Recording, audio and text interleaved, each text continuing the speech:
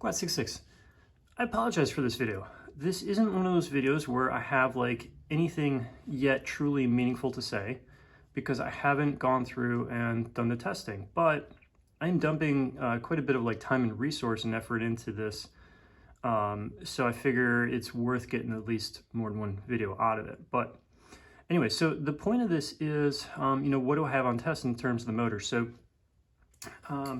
I've really been enjoying this platform here. So this is a 1103 build. Actually, these motors are more like 1102.5s as it turns out. But flying with the GemFan 2512 props, and I finally got some new batches. Hopefully these props don't turn out to be like one and done with like one good batch and then a bunch of terrible batches because I just bought like 10 sets. So I've yet to still find that out, but based on how much I liked the initial props, I went ahead and basically bought all the 1103s I could find to test them. And it's going to be awesome too because Carl Pablo is doing some really cool testing with its thrust stand, not just looking at the usual thrust in terms of like, your efficiency, what's your max thrust, what's your, thrust to amp draw ratio or whatever it is, but also doing the transient response. And so looking at how well the motor's probably going to respond and control the prop by looking at doing different things like going from like 10% throttle to 25, 10 to 50, 10 to 75, and comparing between motors and seeing how fast they can spin up. And I think that's going to tell us a lot about how motors respond to pin tuning and how they handle different props. So with 1103s, the 1103s used to be the motor.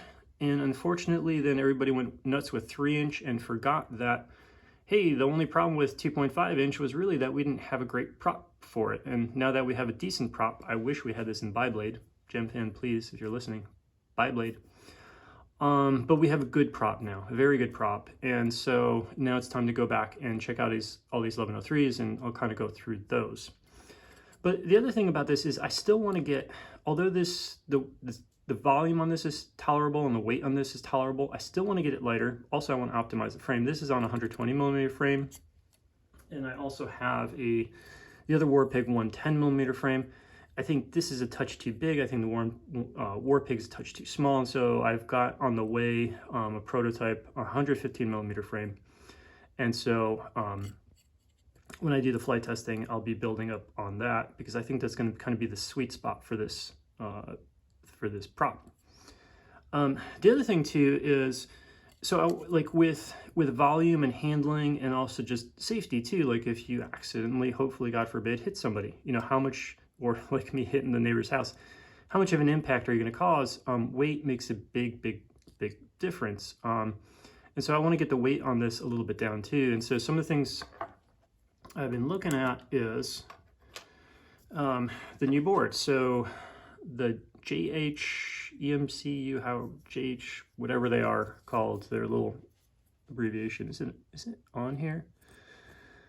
There it is. Yeah. JHEMCU. So 16 by 16 board. And you can see, so here's my other go-to board. So this is the Flywoo. And this is just their usual, I think it's their 13 amp all-in-one. And I really like this board. The quality's been good on it. It's got black box built in, which I really like. But the form factor, we could do better. I know we could do better. And finally, we have a board that shows, heck yeah, we can do a lot better. And not just on the form factor in terms of size, but actually weight. So this Flywoo board, 7.25 grams. The JHEMCU,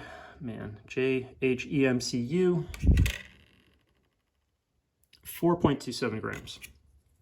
So 3 gram weight difference. Now, with recycled parts and Chinese manufacturing tolerances, these boards might be terrible. But I've got 2 of them. I'm going to test them. Hopefully they're not terrible.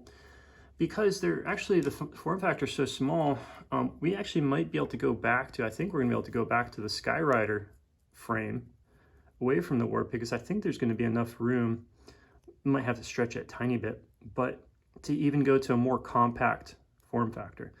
But so if we're looking at this, I can drop just 3 grams on the flight controller. And then the other thing that I have that's pretty exciting is that teeny tiny little receiver. That's the Ghost receiver, the Ghost Zepto. And for comparison, so here's the other teeny tiny. This is the XM. That's like otherwise the tiniest receiver out there. And the Zepto is just, you know, it's just diminutive. Like it's tiny. And so if we combine that,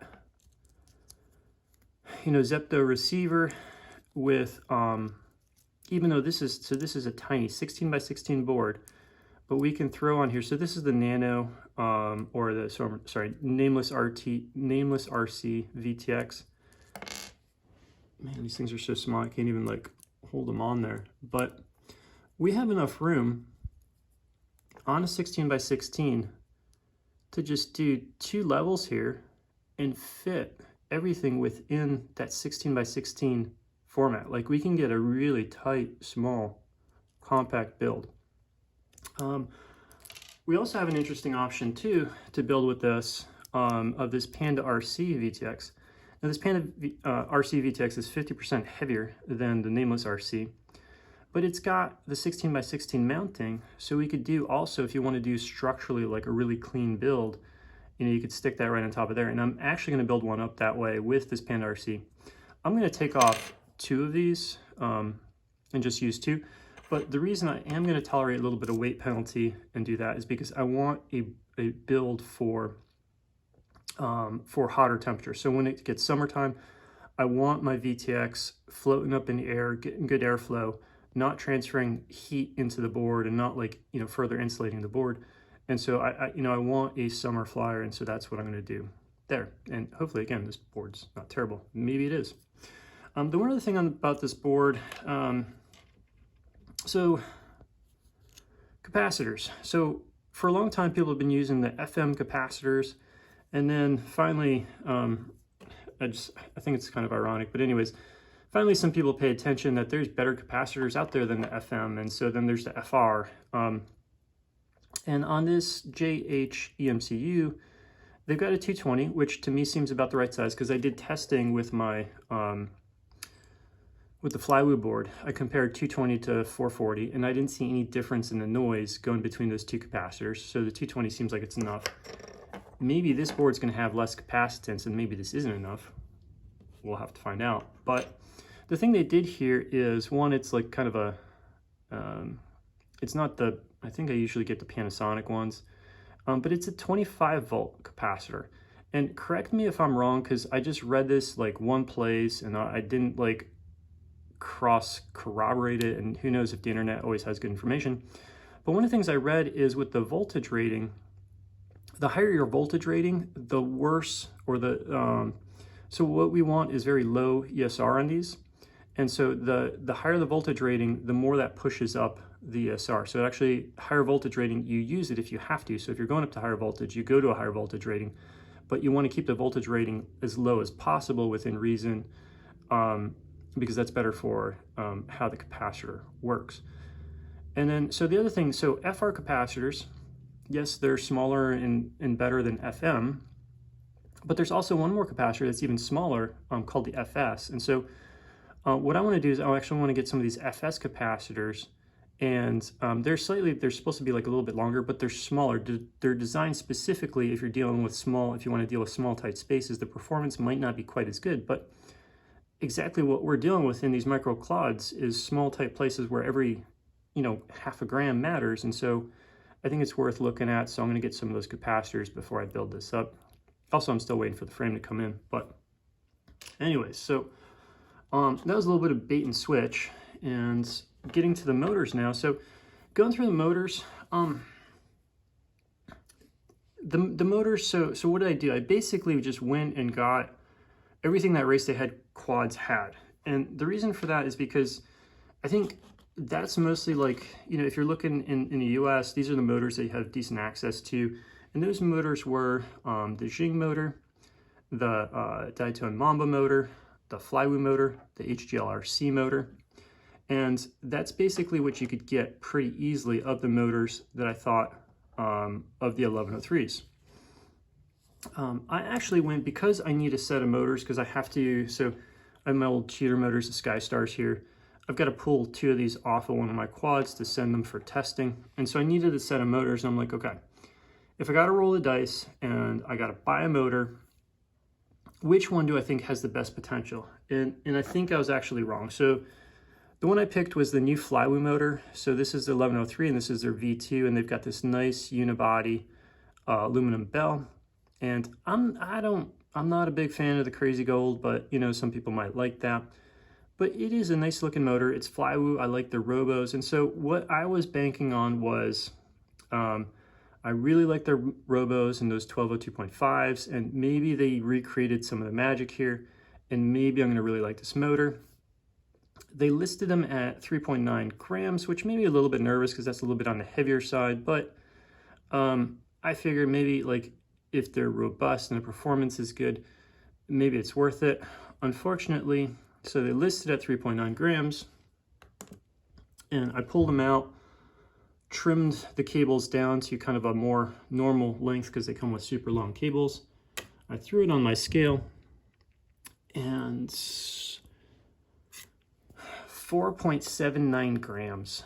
I think that just totally puts this motor out the door for me. Maybe not for everybody, but for me, I don't think that this motor, unless this motor does something incredible on the thrust stand, I don't think it's the motor for me. I do have 4 of them, so I'm probably gonna throw them on a quad and just fly them anyways because I don't want to be without a quad. But I think I made a mistake there.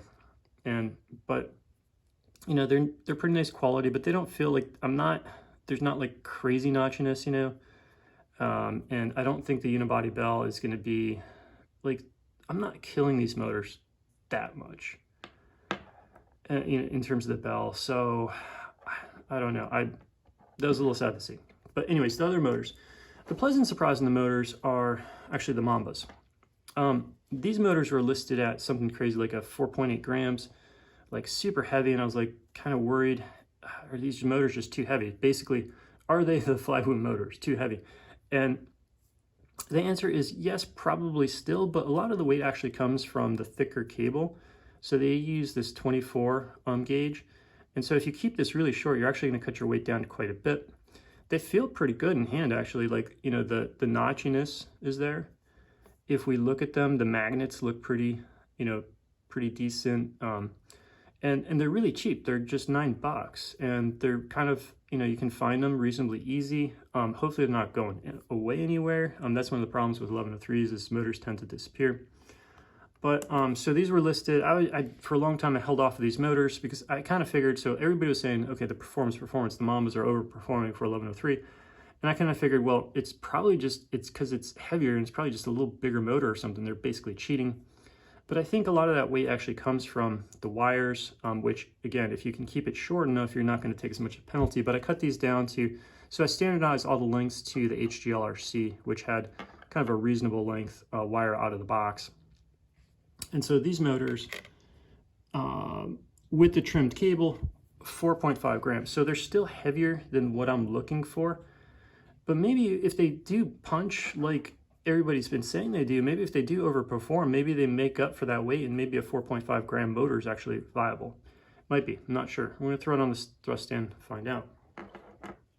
The other motor, I've had this motor on my radar for a long time now, but it's expensive. And so this is the Xing 1103.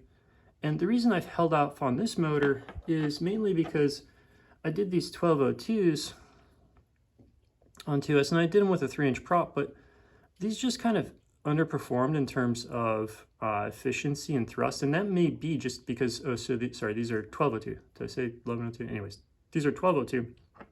And it may be just 1202, the 2mm stator height is maybe just not enough stator height. But anyway, so the things that these did is they weren't that efficient, and they also didn't have great top end. And so I think on the 2512, these are definitely not gonna work. I could be wrong, I don't think so. But anyway, so I kind of like was a little skeptical about these. These in contrast to the diatone, so the diatone's got like that 30 gauge wire. These have this like little 30 gauge wire. And you kind of sometimes worry about maybe, hey, is that going to be a little bit of a bottleneck? Weight-wise, these motors come in at a reasonable 3.9 grams. That's basically kind of where you want to be. The quality feels pretty decent. Like if we kind of go through and spin them, and the notchiness feels okay. I'm not a particularly big fan of like the color scheme, this weird splotchy anno thing they did, but they do have a nice unibody bell. But just kind of putting those factors together, where I had the other Xing motor, the 1202, and I didn't really care for it. So I'm a little skeptical of this motor, that's why I didn't go and buy 4, plus they're expensive. But they might actually be a good balance of motor.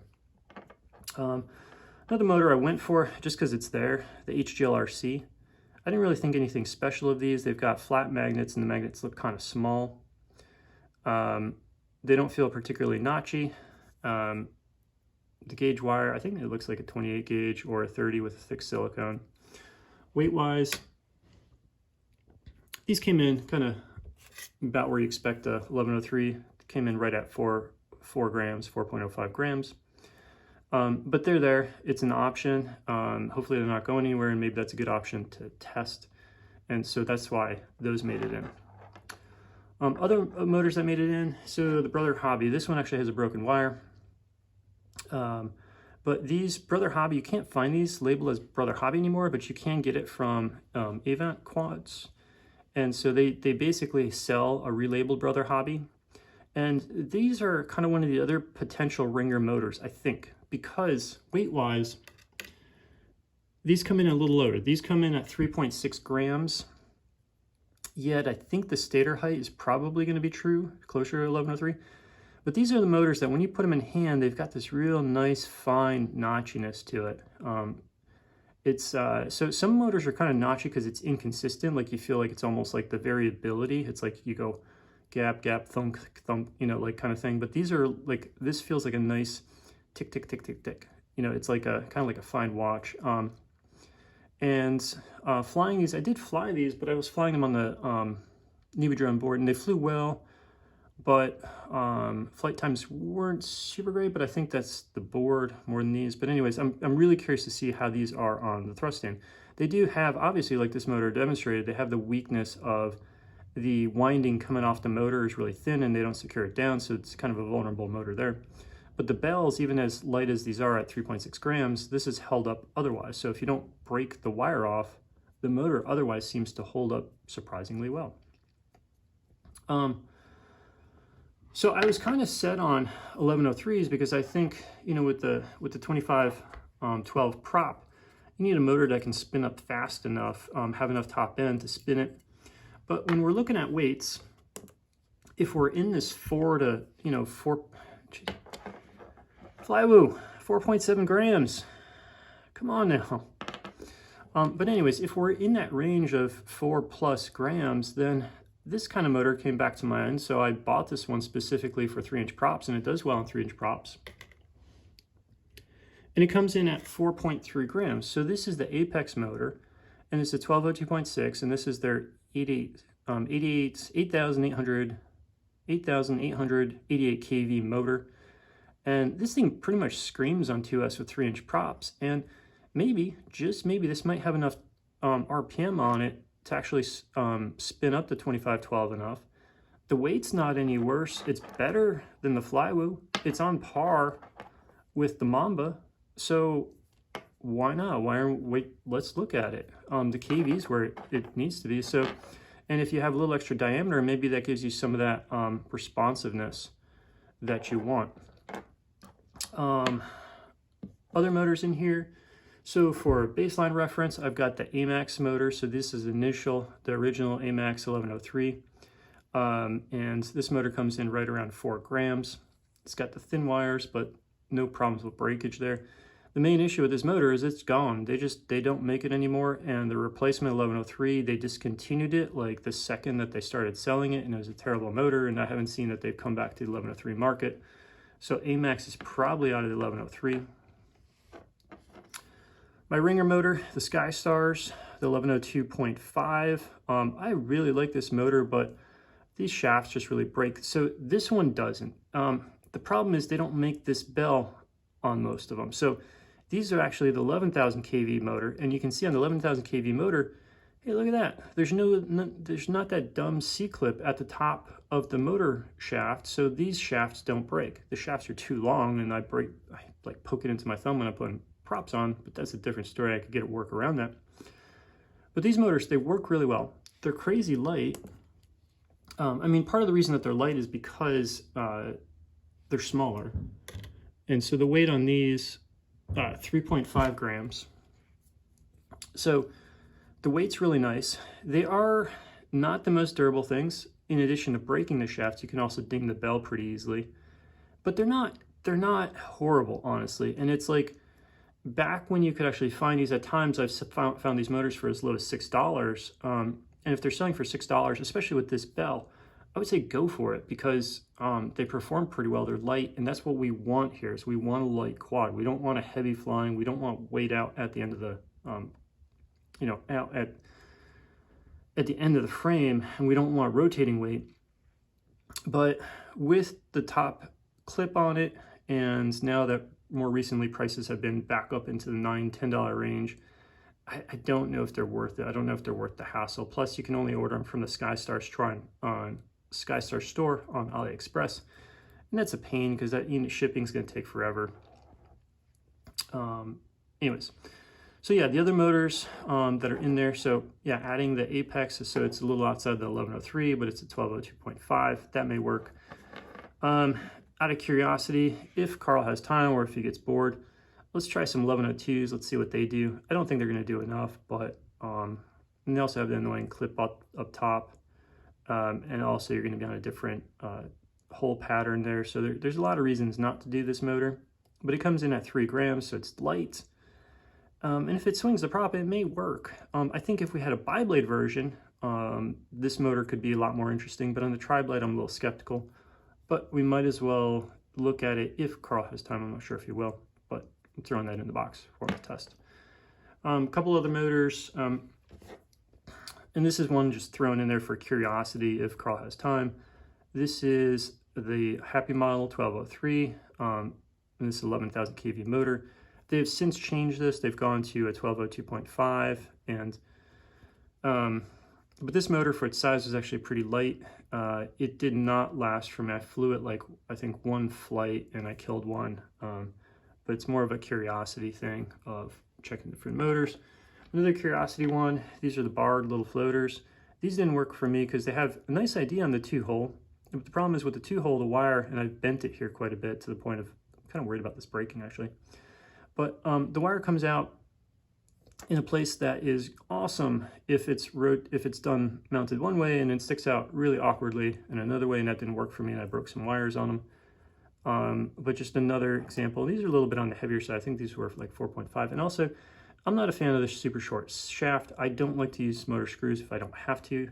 Cutting down nylon screws is a pain. None of them are the right size. And yeah, I get it. It protects your motor shaft, but unless we're dealing with a really weak motor shaft, I haven't found motor shaft to be a breakage. So if there's no C-clip there, I haven't found it to be a problem. Slipping, yes. Motor shafts, if they're cheaper motor shafts and they're variable in diameter, either too tight of a fit or too loose of a fit is a problem. And so from that regard, that kind of makes sense. But for a couple of reasons, this motor just didn't work for me. But if we're going to do testing, and again, if Carl has time, we'll do some testing on it. I think that's what I have for this video. So next up, hopefully, is going to be some test results. We're probably going to get some test results on some other motors first, and we're going to do some math on it, and basically run some statistical tests, see if we can tell a difference between like 1204s and 1303s and things like that. But I think there should be some really interesting things to come for the people who are more into data and kind of getting a little digging in on the geek side of things. Okay, until next time, cheers.